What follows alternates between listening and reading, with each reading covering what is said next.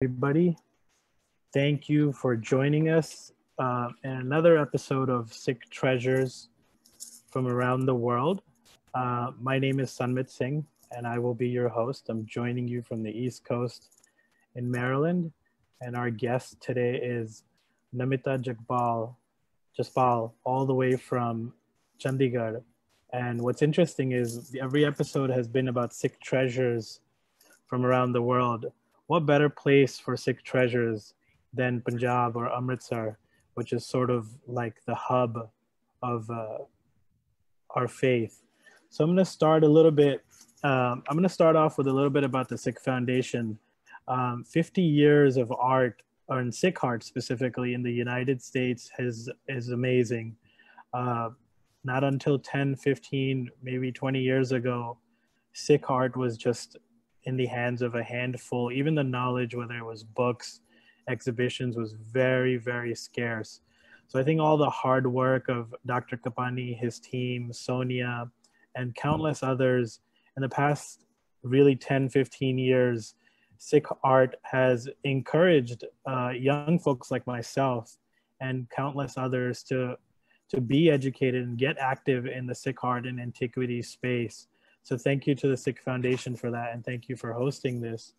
I want to begin today by just a little bio on Namita, so we all get introduced to who she is and what she does. This little introduction is nothing compared to all the amazing work that she does. I'll give you a little insight into her background. Namita Jaspal inherited skills of art and aesthetics and passion for science, but opted to pursue in her post-graduation conservation of cultural property after her graduation in science from Delhi University in '92. Then 4 years of intense training at the National Museum Institute provided the right foundation to start a career in conservation. She is currently practicing conservation consultancy for heritage property, including monuments and collections. She has been doing independent research in conservation techniques and procedures in Indian context. Her expertise includes conservation and preservation technologies and procedures for conservation of varied materials like wall paintings, paper, photographs, textiles, ceramics, stone, metal, and archaeological objects. So without further ado, Namita, welcome to the show. Thank you so much for joining us. And we're going to jump right into it.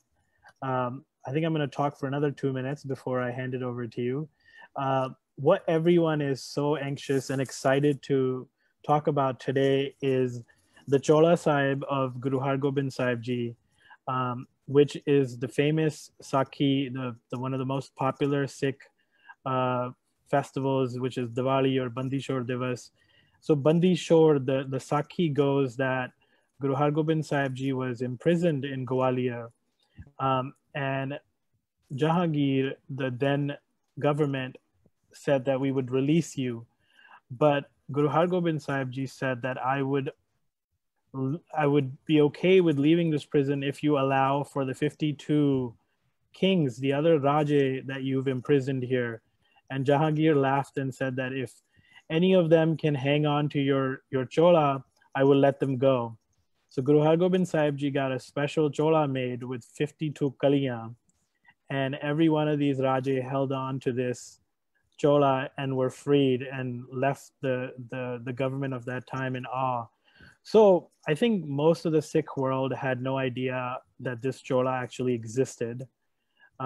This was in a small pind near Ludhiana, and it was gifted to that Sangat by Guru Sahib themselves. And about 10 or 12 years ago, Namita was tasked with this grand task of conservating such an important, priceless relic of the Sikh community. So I think this is an amazing, and I'm really excited to hear what Namita has to say and how she went about working on this and what the processes were. So I'm going to hand it over to you, Namita. Sat Shri Akal, and thank you, Sumit. Thank you, Tanmeet and Sonia also. Rather, I would like to thank Sikh Foundation International for inviting me over to share my experiences as a conservator, particularly with Sikh heritage. And my warm wishes to all the participants over here. Um, I'll just start sharing my screen now.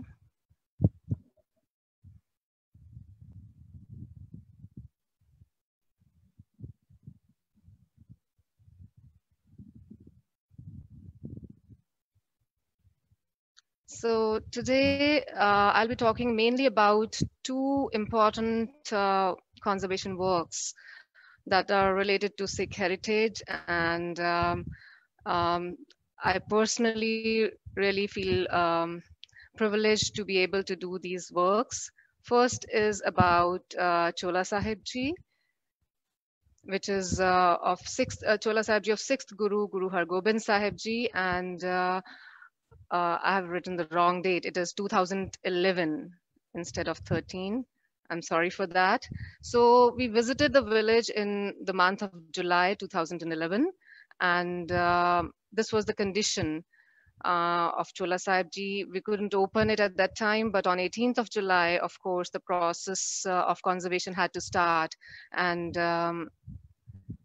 it was taken out of the display case.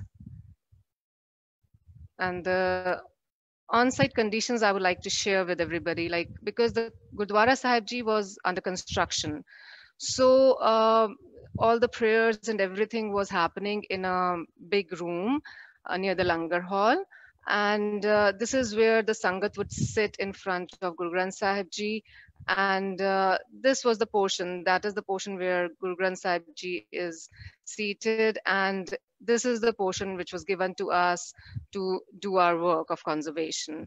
And the photo has been taken from the entrance. So the Sangat would just pass through the Chola Sahib Ji conservation work being done, and then offer their prayers in the next area. We were always accompanied by Sevadarjis, and who would really help us out in whatever we needed. And as we just started opening up the Chola Sahib Ji, which was pinned onto a board with the help of thumb pins, we found that the upper layer was that was displayed, that was visible from outside, was much darker than the inner portion, which was protected. Now, the process of conservation, first of all, I would like to mention the basic steps that we go through. First of all, we go through the history or the case history of the object, which is called anamnesis, and then we make a condition assessment, the present condition of the object, and analyze. We do various kinds of analysis. Then we make a conservation plan based on whatever we have observed in the diagnosis, and then the curative or actual curative and preventive conservation processes are carried out. And I'll just mention the analysis, which is visual, microscopic, and the chemical tests. The deterioration problems that we saw in the Chola Sahib Ji were basically soiling and accretions, stress due to vertical display, stains due to rust and other things. And rust was because of the thumb pins which were used to display it on a board. And the wooden support was also damaging. And previous restoration attempts, natural aging, of course, was there. Now, this is the first look through a visual inspection. You can see a lot of dirt and grime that has been trapped on the dress. And because of this dust and grime, which is, you can call it soiling, the microorganisms get a substrate to grow upon and propagate. So you can see, I'll just use a pen to. So you can see this area, there was a huge circular fungal colony, which was, half of it was on the arm of the Chola Sahib Ji and half of it was on the board, on the rather velvet clothing, which was on the board. Another thing that we observed by a normal visual inspection was that it was a striped fabric, and the stripes were because of, they were made because of the difference in the weave pattern. both the lighter area and the dark area, the thicker area were plain weaves, but the thicker area was a tight plain weave, while the thinner area was loose plain weave. So the loose plain weave had just vanished. It was destroyed, lost, and so the thicker portions were joined together and they were sewn together as previous restoration attempts. There were thumb pins also, not just on the Chola Sahib Ji. There was a kinari which was holding them because the edges were not very strong. We had to remove the kinari and the thumb pins. Then we also, after this visual inspection and the record, whatever we recorded regarding Chola Sahib Ji, we made some observations with magnifiers and microscopes, and we confirmed the weave pattern and other things, the microorganisms also, the fungus that was growing over there. Apart from that, we did some solubility tests of the fabric itself, and this was actually possible because when we were shifting Chola Sahib Ji from the board to a proper surface, we found certain fallen threads, and we just picked up those threads for the analysis. There were not many of them, so we were depending on very little amount of fibers that we could collect from there. And luckily, it was like a magic that we could make out some very good slides out of it. After the chemical analysis, we had to watch it under the microscope also, and they were very interesting. I won't go into the details, but if some fabric person is or conservator is sees this slide, it is amazing that in just a few slides that we could make, they were so perfect, showing all the proper things that we need to identify the fiber. So they were showing all the proper characters. It's a triangular rod-like structure. Then comes the curative conservation process, which involves initially we just, actually this was the first time that Chola Sahib Ji was being treated scientifically, and we were also very scared, like everybody else around, the Sangat around. And we wanted minimum intervention. Actually, that is the main thumb rule of conservation practice also. So we used some sponges, which are special natural rubber sponges. And they are also called dust attracting sponges. We had cut them into smaller pieces, and with that we would just touch the Chola Sahib Ji and the dirt would come out. You can see these ones, and there was a huge lot of such sponges used for 3 days. This is just a little portion when we started. Actually, we didn't take much pictures after that. We were more focused on the work. So many such sponges, little pieces of these sponges were used to first pick up the loose dirt. But there was still a lot of dirt and stains and many other things accumulated within the fabric. So we, of course, had to decide on the wet cleaning that is done in deionized water. But we were not using any saponifying or any cleansing agent because we could not risk Chola Sahib Ji. This was the first time, and it would have been a shock kind of treatment for Chola Sahib Ji if we would have used a lot of rinsing and all. So they all need a lot of rinsing so that there is no residue left. So we just dipped Chola Sahib Ji in deionized water, and we didn't dry it just like that, like the normal drying process. We dried it with blotters. We took out the water from one corner and dried it with blotters and then air dried it. So not much of movement or handling was done in wet cleaning and its drying process. But you can see again, I missed another slide in which you can see some cans over here. These are deionized water, and there is one slide where I was showing that an empty deionized water can was filled with this water, and it was very dark black water. And people, Sangat, would like to take those cans of this water to their homes out of faith, and almost all of it was used in this. And after wet cleaning, you could easily feel the strength Chola Sahib Ji had gained. It was much stronger than before, not exactly like new, but it had gained a lot of strength. And now we could open it.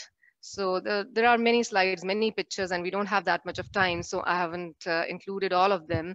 So we could open it. There are pictures in which the whole thing is opened, and we could count. We didn't stretch it much to know the exact length, but it was given on in one of the information leaflets. Oh God. Mm. Leaflets over here. I don't think if it is there on the display case anymore, because there's a new display case now, and we are planning to do seva with even better display case in which the microenvironment is controlled and Chola Sahib Ji is preserved for longer.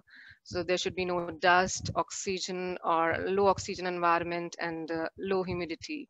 So here the information is given, and in this also it is given that it is not exactly 52 kaliyan. Kaliyan are 18 to 20, but there are taniya on the top, and small and big taniya. And if we count all of them together, then the number is 52.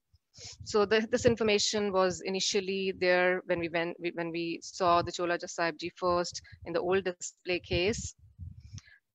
So after wet cleaning, when it was a little easier to handle Chola Sahib Ji, we had to take very carefully the old restoration. Still now, we were using most of the time we were using cotton gloves or nitrile gloves. When we were doing wet treatment, it was rubber glove, nitrile gloves, and when we were doing inspection, it was cotton gloves. But it's not very easy. It's not very, you can't do precise work with gloves on. So here we didn't want to damage whatever little pieces of stripes were preserved. So we took out all these old sews, and these are again, there were a lot many old restoration attempts. So it was all open, and now the stripes were hanging, just they were aligned in in their proper shape. Even if there is a gap, it was left like that. And to fill all that, we used instead of needle and thread, because it would create more holes and all, would weaken the fabric, we used a very mild adhesive which is water based, and it can be easily removed without even the adhesive going inside the fabric. So it is very light, it is very weak kind of treatment, but we intentionally do that so that the original material is not damaged. And I think now after 10 years, means next year it will be 10 years, because it was 2011 when we did this. So now it might need another treatment, fresh treatment of with this adhesive film, which is actually which we created on a crippline, which is almost transparent silk, and it was just placed over it. And here the Chola Sahib Ji, you can see it in its shape, proper shape, because the stripes were all damaged and many of them were lost. So this is the final condition of Chola Sahib Ji.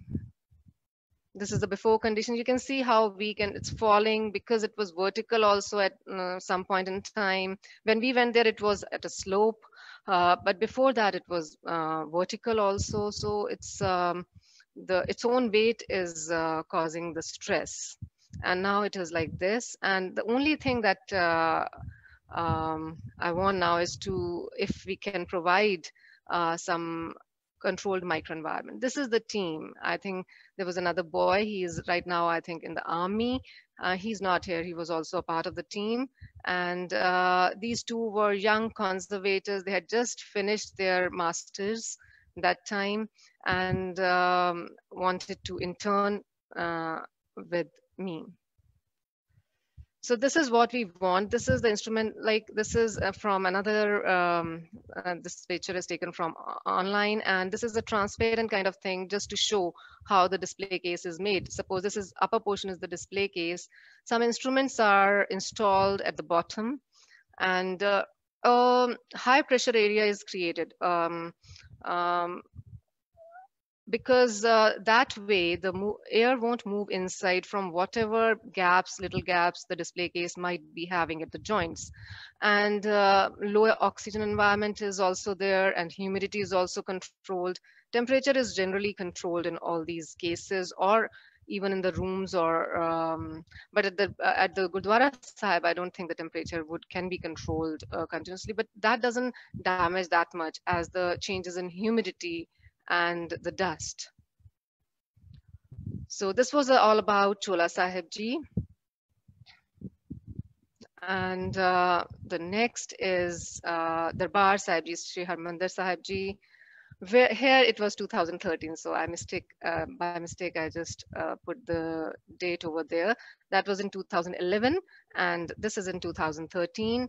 And the talks had started again in the same month, June, July, but we started actually studying and analyzing or doing the condition assessment in September 2013.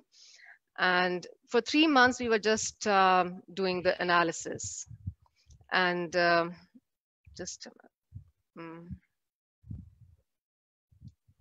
it's the next one.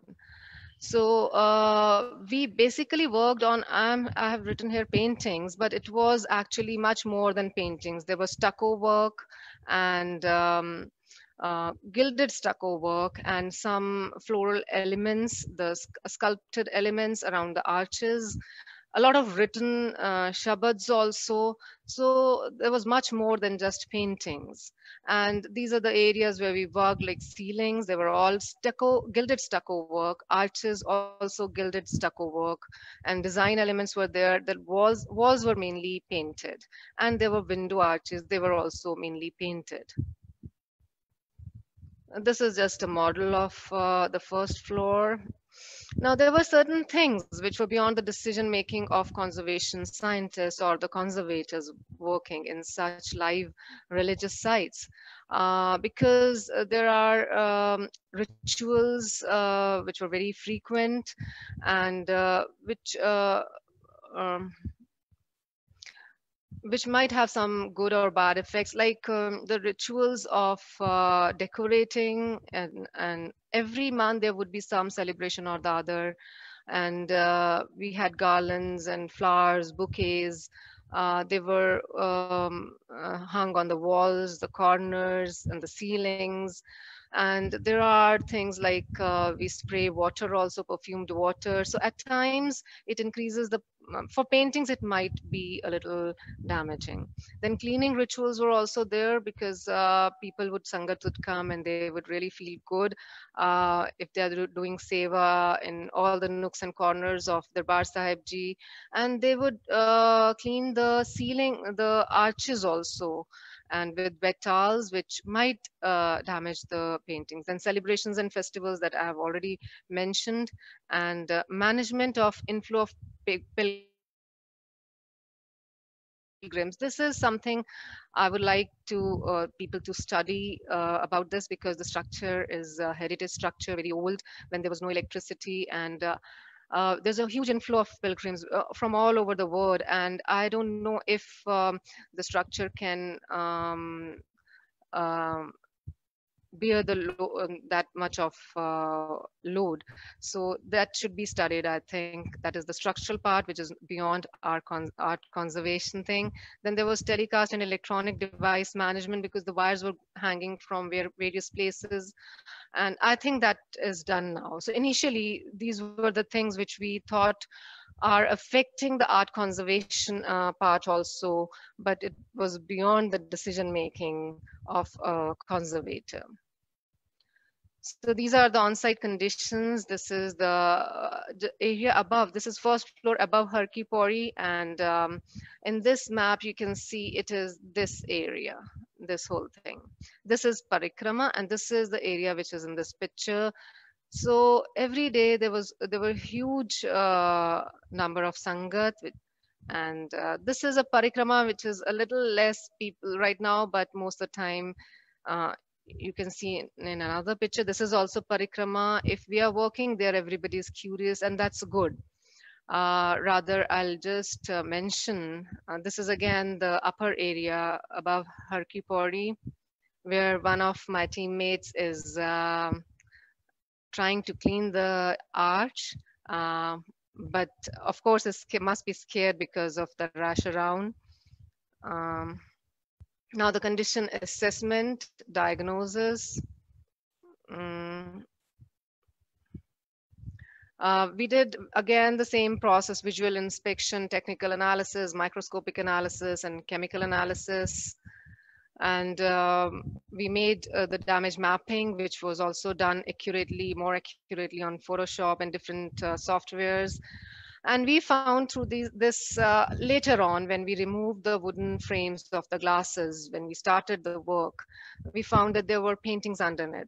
These underneath paintings are by Gyan Singh, and we came to know from his family now, which lives around Golden Temple and have a shop over there.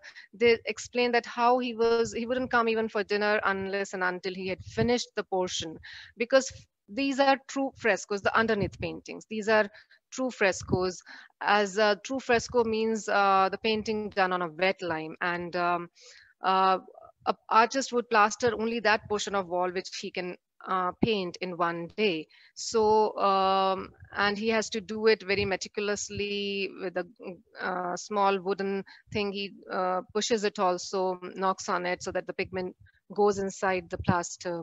They are more stable. But when they might have been falling apart or maybe getting damaged because of a lot of sangat and people touching the paintings, so they might have decided upon repainting, because at that time maybe the concept of conservation or preservation wasn't there. So these paintings were later overpainted by Bhai Atma Singh, and so they are not true fresco because they are dry, already painted surface. They are not on wet plaster. So this was all done. So we wanted to see the underneath paintings, but they were not visible because the layer was thick. So we tried certain technology. We also studied the environment, wind direction, because in certain areas the damage was more than other areas which were not directly in front of the windows, carrying the humid wind. And we also did analysis of the pigments to some extent, and they were all earth pigments, the mineral pigments, which are very stable. They don't change with time, and there's no chemical change. So this is the list of pigments that we identified. And after that, the deterioration part, you can see the deterioration in one of the panels. This was covered by glass, but even then, the damage is so much, because maybe this was in front of this particular panel, I know, because we started our work from here, and this was in front of the window in the parikrama area. So the humid air which gets trapped in the glass cannot move out, and it causes this kind of flaking. And there are actually there are many kinds of damages, because there are different kinds of artworks over there, but there are three categories I'll explain in the next picture. Here, this area has all the three main categories of damage, because here on the right side you can see there's a frame, it is covered by glass, and this portion is actually from a window arch. So this portion, upper portion, has a similar painting, but it is yellowed and brown because it was a curved area and it couldn't be covered by glass at that time. Nowadays we might have some acrylic sheets which can be molded into a shape, but that time they were just being protected by glass, and in the cover areas you couldn't put glass, so they had varnished it. And the varnish is at that time, whatever varnish was being used, it has a characteristic of aging, and with aging it becomes brittle and yellow, and then brown, and ultimately black. So it becomes brittle also. And the third damage over here is where the element, the artwork is covered with grime, a lot of grime that you can't even see what is underneath it. So multiple layers of grime and all, and there was loss of paint over here also. So this is one portion where the of the arch of the window where you can see. Otherwise, these are the similar paintings are on the wall panel, which is covered by glass, and this portion is actually, the background is white in all of them. But here it is not appearing white because the varnish had darkened and become brittle, and because of its getting brittle and shrinking. These cracks have developed, and there are loss of paint in different areas. And these gaps were, from time to time, they were being, I think, repaired by just putting a little paint, because this is a green background. So this loss was just, there was some green paint put on it. And this was actually white, but because it is darkened varnish, so it was appearing yellowish. So this area is colored with yellow. So this kind of faulty restoration was also there at that point in time. This is again another example of the same flaking. And you can see here, this is not the original white. There are some brush strokes of fresh white being painted. Here also, I think it is visible in a much better form. This is the old restoration. And this is again, these are old retouchings. Conservation treatment included, again, basically what we do in conservation is we want to remove anything that is damaging, that may further damage the object or painting in future. And you can call it cleaning, but it is not general cleaning with some cleansing agents like colin or something, or a soap, but it is very specific. We have to know the pH and the solvents, or whether it is a very mild kind of saponifying agent, what percentage. So, or should we use a gel? So it's a very advanced kind of, very subtle kind of cleaning for conservation. Then we also want to, because most of the things with age are getting weak and they're torn or they have lost areas there. So we want to add some strength through a material or technique which is compatible with the original and is reversible or retreatable. And the last thing that we want to do is preservation, either by adding some preservative coating or putting it in an environment which is not damaging, the microenvironment is controlled.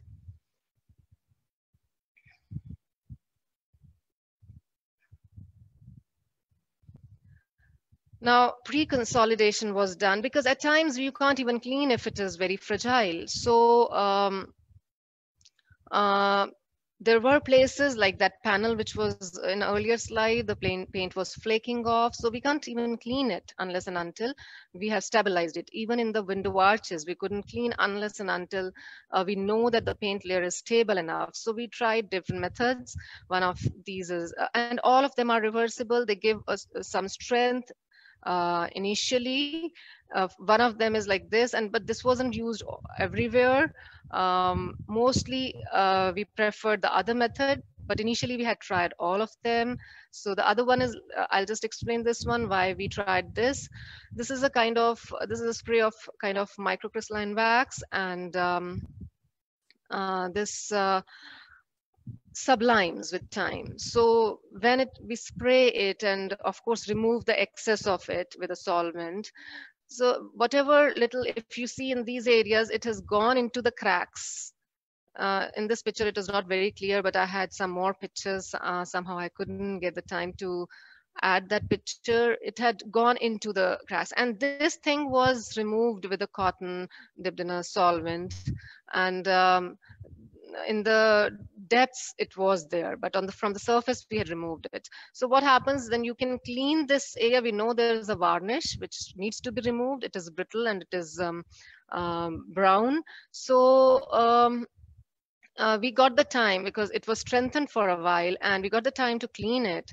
And by the time we completed cleaning, after a few days, this whole wax sublimes. It goes into the, nothing is left, and then we can do the proper permanent consolidation. The cleaning is done and we can do the consolidation. So this is one picture of the cleaning in the window arch background area.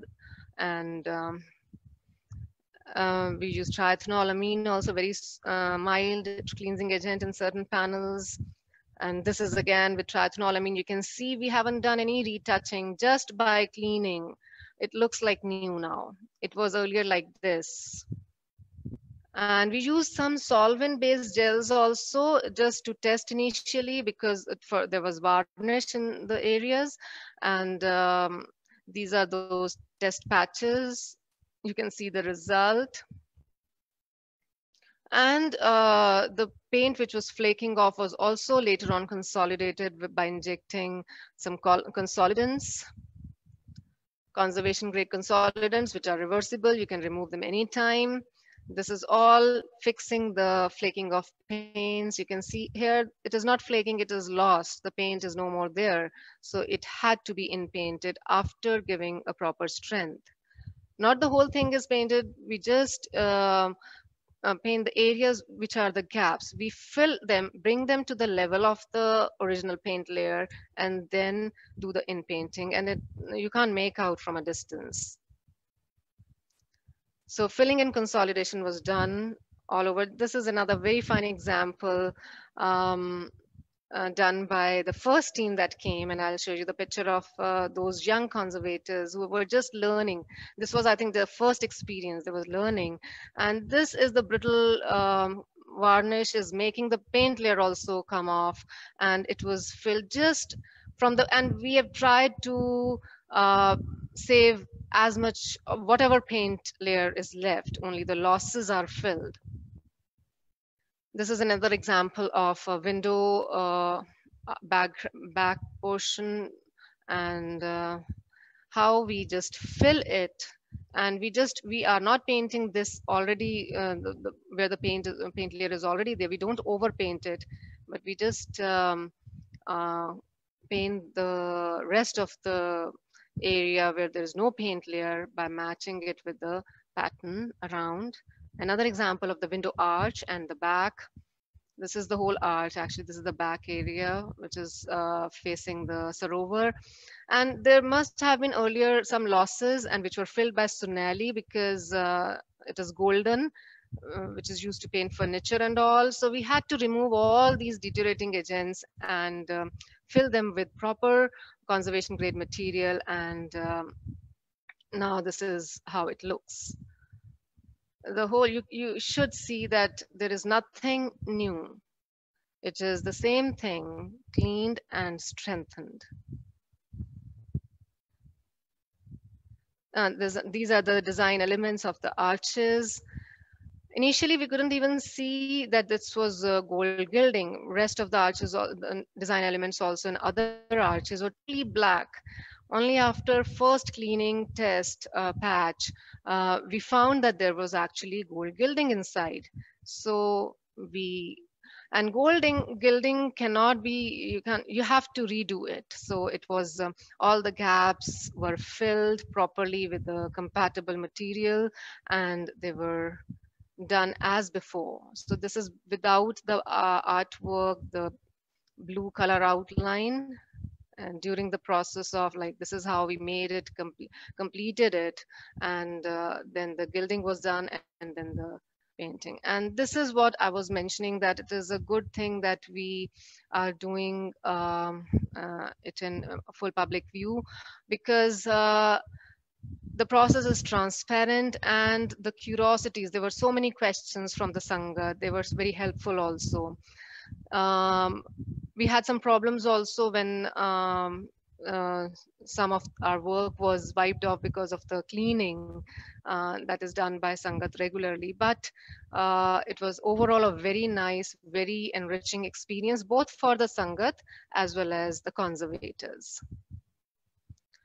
This is another example of a panel. We're just cleaning. It is mainly cleaning, no in painting, nothing. But in this panel, you can see there is a lot of loss of paint. And this, when we had removed the glass, immediately we had put cyclododecaine, sprayed the cyclododecaine because the paint was coming off. So we couldn't take the picture before it because our first action was to preserve whatever little pieces are left. And then we treated it properly, cleaned and consolidated further. In painting also done. This is another close-up of the same panel. These are the pillars, one pillar, one of the many pillars. And this is again a design element which was totally broken in Harki Pori, the first floor area where there's a big beer. And this is how it was after, because we could make out, there was another element which wasn't broken that much, and we could see the shading how it was, and we could exactly make the same thing. So we have been doing a lot of restructuring process also. These are the ceilings, and just by cleaning you can see that there's a huge difference. But from a distance there is nothing more than cleaning, but there were actually, this is also cleaning, huge difference you can see. This is above the Harkipuri area where there's a big beer Sahib Ji. And these were the small losses which you can't make out from a distance because they are not white initially. They just merge with the surroundings and you can't make out. So there were many of them, and I have pictures of all those, and we had recreated all the lost areas and then gilded them. This is that where the big bead is there. And it was like this. I have a picture without this bulb on, and it was totally dark. And you can see the next picture after conservation without any light. There are no bulbs here now, but just by itself, the gold gilding when it was cleaned, and it had to be done again also, especially in these arches. This was completely lost. This whole area was lost. If you see in the previous picture, it was all lost. So the whole thing is over here, everything is lost, and lime is visible, the white lime is visible. So it was done properly. And this was the element. One of these elements was broken, and we had created that you saw in the earlier slide. This was the first team, Wajida, Noori, and they were from Leh, and some were from Delhi, some were from other states of India. And after this, many artists also came when the in-painting work was to be done. And somehow I couldn't include all the pictures, but this was the very first team, and they're very young conservators, very fresh. And just these two, I think, had a little 2-month experience in Leh Ladakh. And let's see, that was all for Darbar Sahib Ji. And I would just share a few more pictures about what other things we were able to do. This was Chola Sahib Ji from Chak village. And this was all broken in pieces, and it was properly conserved. I couldn't do more than this because that would have been more intervention. So the thumb rule is minimum intervention. We don't have to add anything. I think in this, there was a little support, invisible kind of support added because it was all pieces. And there were some hukamnamas. These were, you won't find anything wrong with this, but these were laminated. And they had a wood backing, which is very damaging for paper. And this, if you see in this picture, this is more stable one. I have many pictures, but I don't have time. And this lamination is coming off, and it was taking off the ink also with it. So it was important to remove the lamination. And this is what we are doing. Maybe this was a damage. And this is the plastic laminate, and there was some patch added to this to support it, and we carefully removed it. There were patches, stickers at the back, and we had used, this is actually a very thin, you can say it is a special paper, 3 microns or 2 microns thick. And we give the support of this, and then a thicker one.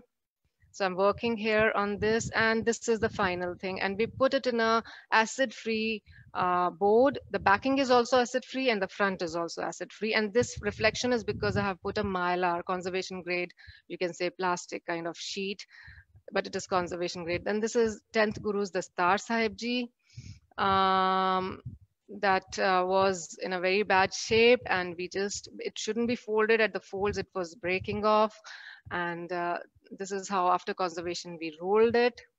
This is Janam Sakhi, just one page of Janam Sakhi during conservation process. That's all. And another, this is a canvas painting of Guru Nanak Dev Ji by Sobha Singh. You won't find any difference in before and after picture, but here you can see there were huge flaking, and paint was coming off.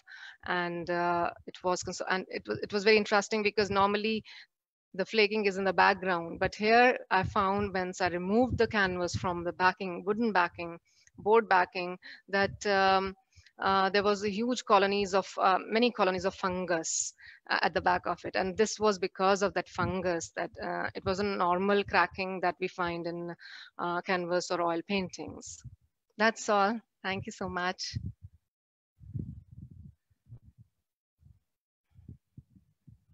And this is my business name is Heritage Preservation Atelier.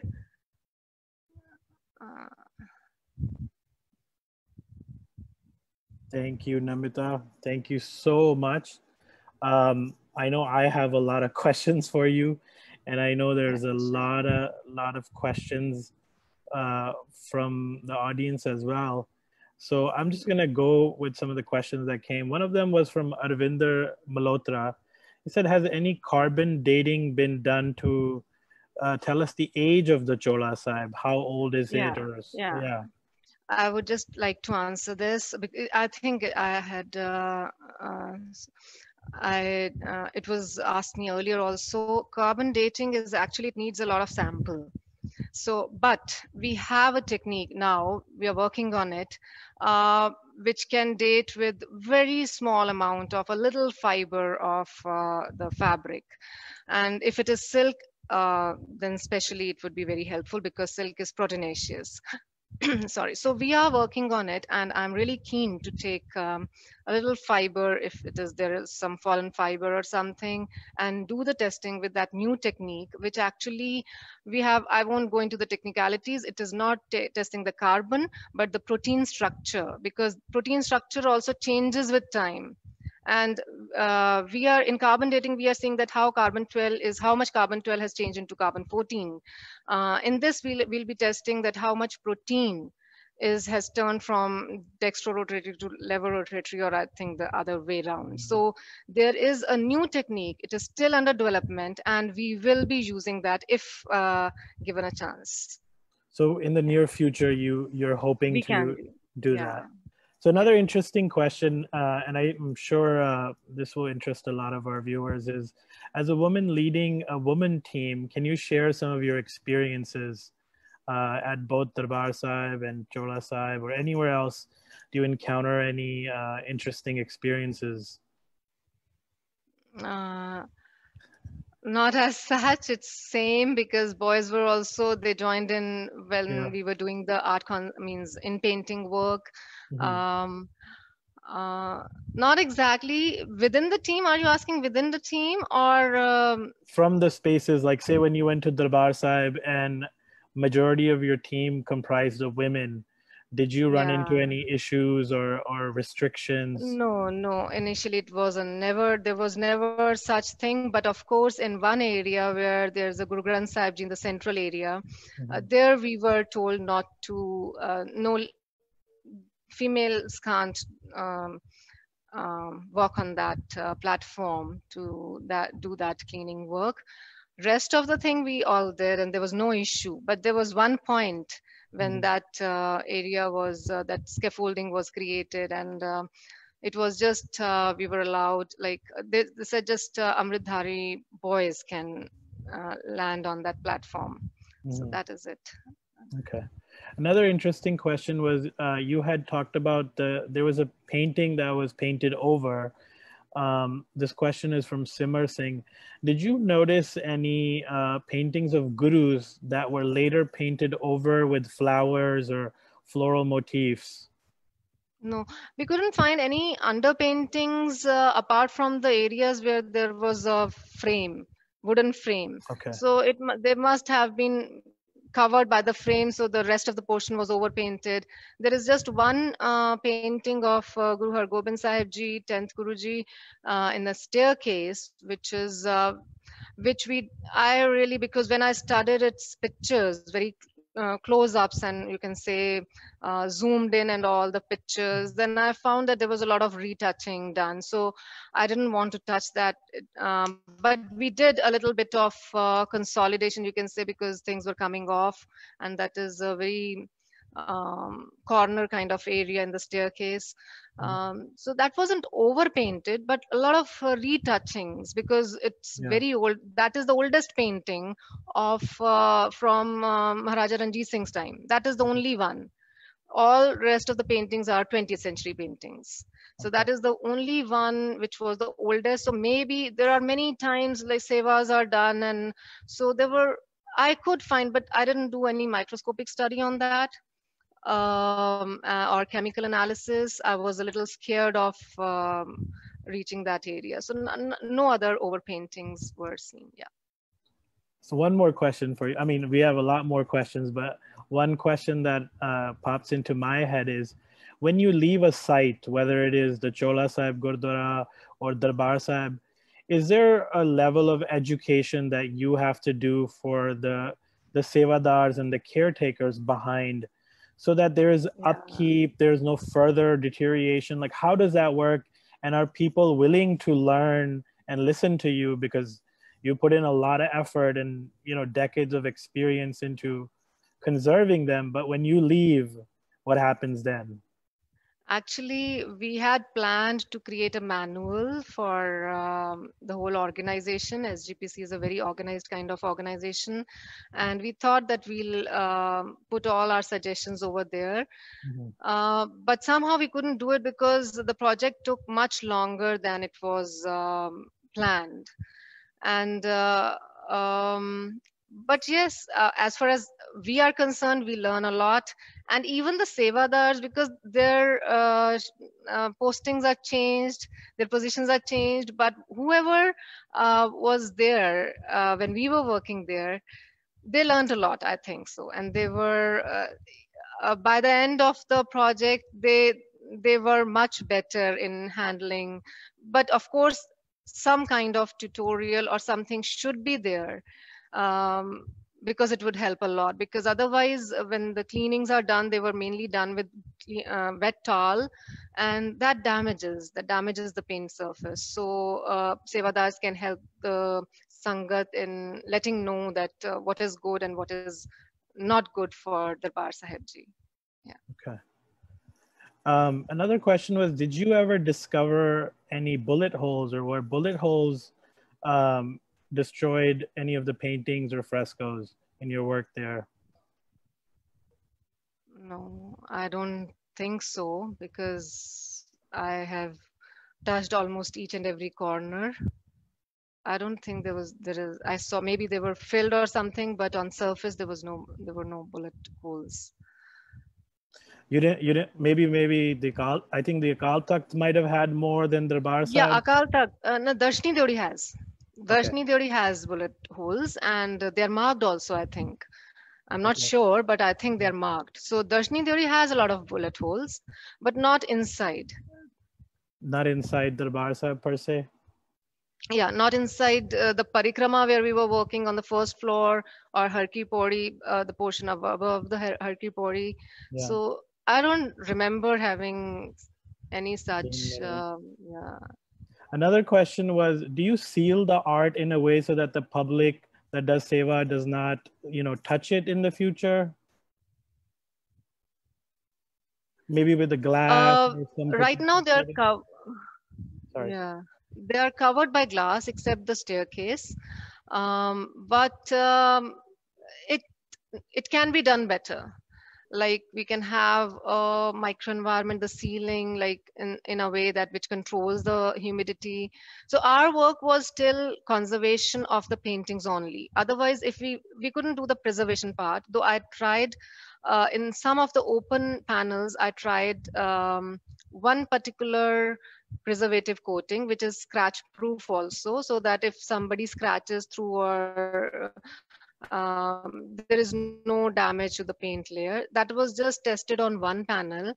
And other preservative coatings in Indian environment, they are not very successful. They cause blanching. And I think we can do better with glass, with a better quality of glass, and some kind of arrangement inside the glass which controls the humidity and the dirt. So that can be done. It's not right now. Right now, it's not done that way. I know we discussed another thing was the outside of the Darbar Sahib, the gold plates or the copper plates that were gilded. Yes, yes, yes. What happens with that? Yeah, that is interesting because mostly people, out of faith, we all want to touch and clean, do the seva of gold, and we try to clean. But we are cleaning till now. What I have seen when I was there, I was seeing every year we are cleaning, we are Mm, scrubbing it with tamarind water and scrubbers, because these sheets are actually gold gilded copper plates. So the gold is very thin layer of gold. No matter mm, how many gold leaves have been used, it is not actually the solid gold. So mm, it is being abraded, it is being worn off, and a better way would be for once. I have some examples from Word over also where this thing has been done. There's a new technique, and we can just first of all find out which are the areas, do the mapping where the gold has become thinner or lost totally, and we can apply gold with the brush electroplating. That is the technique, um, where we are just using a solution salt of gold and using electrodes and brushing that solution, and it is depositing the gold on the plate. So that way it would be adding gold. But what we are doing right now is we are removing gold from the gold plates when we are cleaning it. So that is one thing, of course, I believe in. Yeah, can be interesting. done. Yeah. I know there's one technical question here is, where did it go? Oh yeah. I guess it disappeared. It was something about was solvents used. Oh yeah, was the majority of the varnish removed with solvent gels or mechanically with swabs? Okay, no, it wasn't actually our the saponifying agent that we were using for other panels that did a good job with the varnish also. So we initially, though we had tested solvents and gel, solvent wasn't working well, but its gel was working. But even that was a little hard. And when we tried the different formulation with a little 2 to 3% saponifying agent, so it worked much better. So we had used that. So we haven't used solvents, though we tested, and I have shown in the presentation also. So initially we had tested all the things, but solvents, because it had become insoluble. The varnish was very old and it was very brittle, so it wasn't dissolving that easily in the solvent. So it had to be removed with a different formulation, which included a saponifying agent. Interesting. Um, Yeah. this is maybe a very you can short answer this. Have you looked into the frescoes and the paintings at Baba Atal Rai, which is right Yeah, next to Darbar Sahib? yes, yes. And I what do have you think? seen, yeah. I have seen, but not during that period when we were working there, because most of the work we wanted to work it in, finish it in time, but it was stretching too much. So earlier I had seen, but there some conservation work was already going on by a different team. Hmm. So I can't comment on that. Yeah. So there was a different team that was working on Yeah, the they were paintings there. working there since I think many years or something. I don't remember. Um, but I think SGPC and the team, they were off and on working over there, not continuously, but I think off and on. Okay. I'm not sure about that because I haven't seen much of it. I Okay. know the paintings I have visited much earlier, much before we started Mhm. work over here. So, yeah. Um, I had a question for you. So you're based in Chandigarh and you do a lot of work in Punjab and other states. A lot of us watching today are from, UK, Canada, the US, and other parts of the world.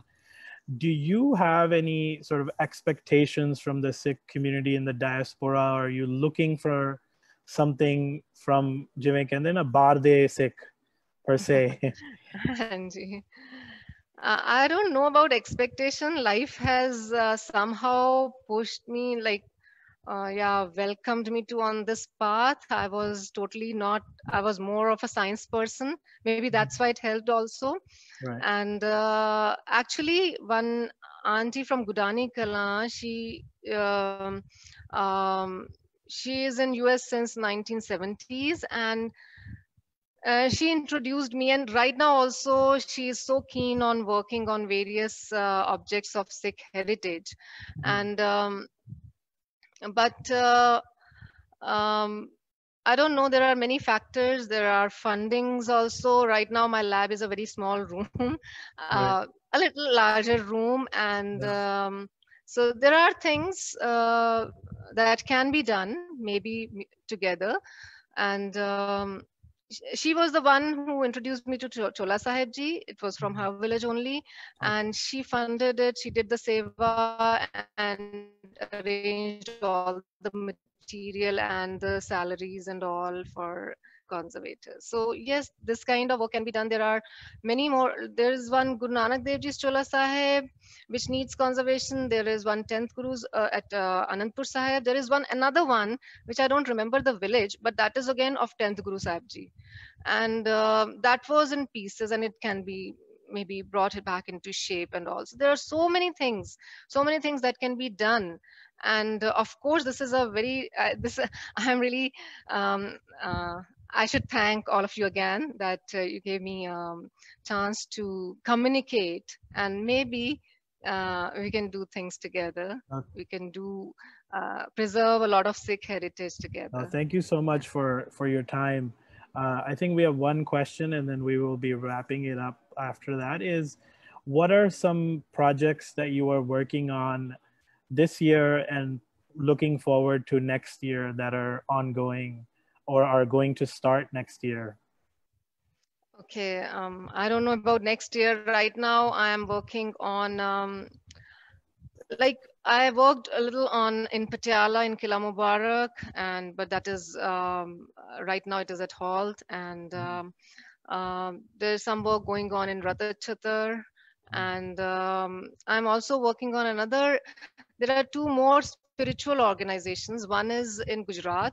Uh, their work is almost done, but they are constantly in touch with me, like whenever they whatever they need. They have huge collection of their Guruji, and they are doing it slowly, so I just guide them almost every year.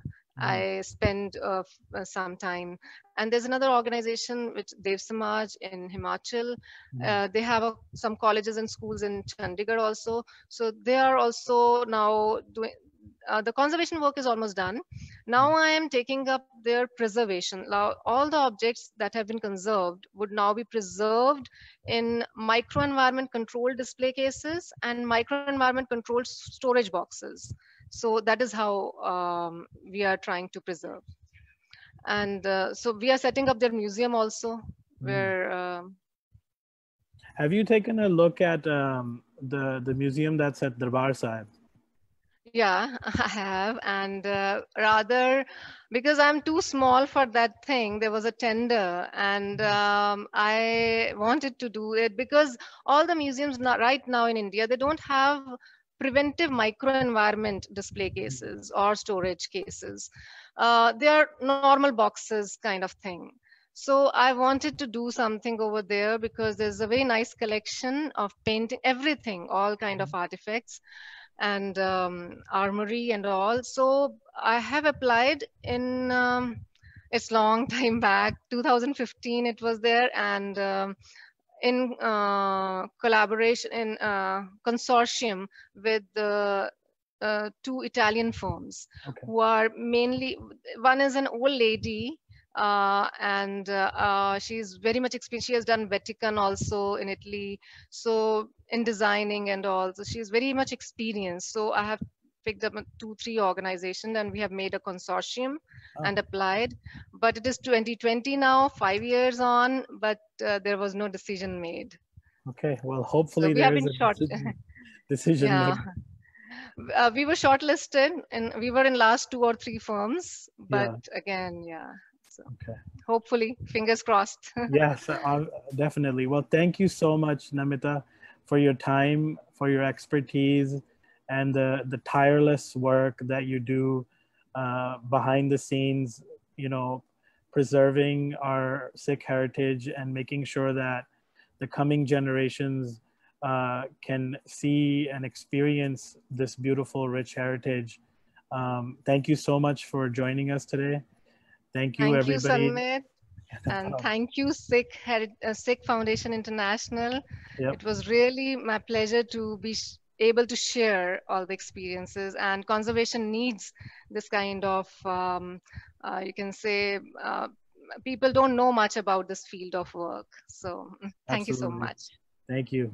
And join us next time. Some of the next panelists are on the screen. We have Fakir Saifuddin, Diamond Sordi, Yeah. and Nadra Khan. So for the next Wow. few exciting weeks, keep it locked on the Facebook page. And Yeah, thank you so sure. much, and have a good evening, good Sure. morning, good night, wherever you are. Sat Shri Akal. Yeah. Thank you.